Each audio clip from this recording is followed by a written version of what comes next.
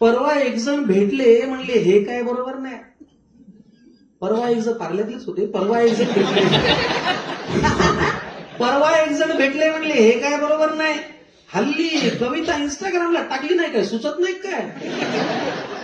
पेटून उठल्यासारखा मी एका जागी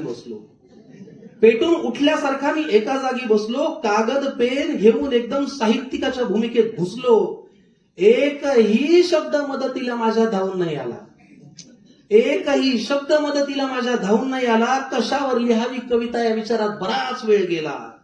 राग काढत बायकोला म्हणलं जरा बायकोसारखी वाग. कुठे काढणार राग ना.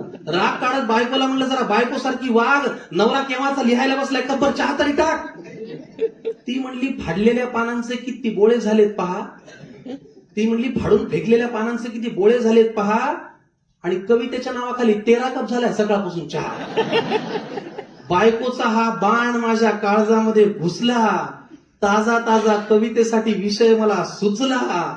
म्हणलं आता काय लिहितो ते फक्त तुम्ही पहा. कवितेचा विषय आहे सगळ्यांच्या आवडीचा. बघा, चढायचा असेल पर्वत तर माणूस कमरेतून वाकावा लागतो.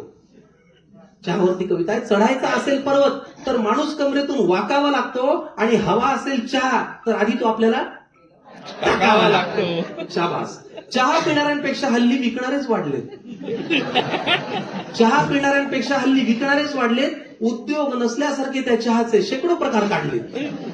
आल्याचा, गुळाचा, साखरेचा, गवताचा, पंढरपूरचा, येवल्याचा, टपरीचा, चुलीवरचा, बार्बिक्यू, बासुंदी, डिप, इराणी, मटका, काळा, कम दूध, जादा पाणी.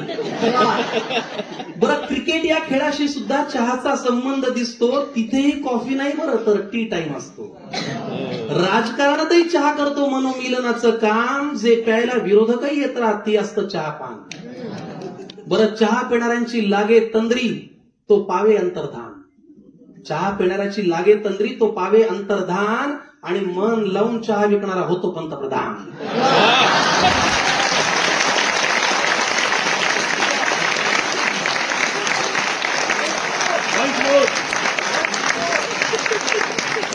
आता इतक्या भारी पेयाला हलक्यात कसं घ्यावं. जवळच्यांना जवळ घ्यावं, चहाच प्यायला बसावं. इतक्या भारी पेयाला हलक्यात कसं घ्यावं, जवळच्यांना जवळ घ्यावं आणि चहाच प्यायला बसावं. नाही म्हणता मला चहावर कविता सुचली हो. तिकडून चहाचा कप घेऊन येणारी बायको मला दिसली हो. 14वा चहा देत ती मला म्हणाली की अजून किती देऊ.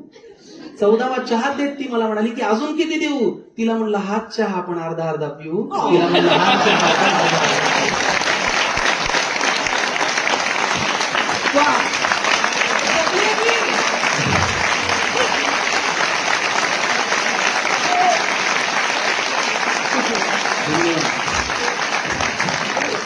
शाबास, वा.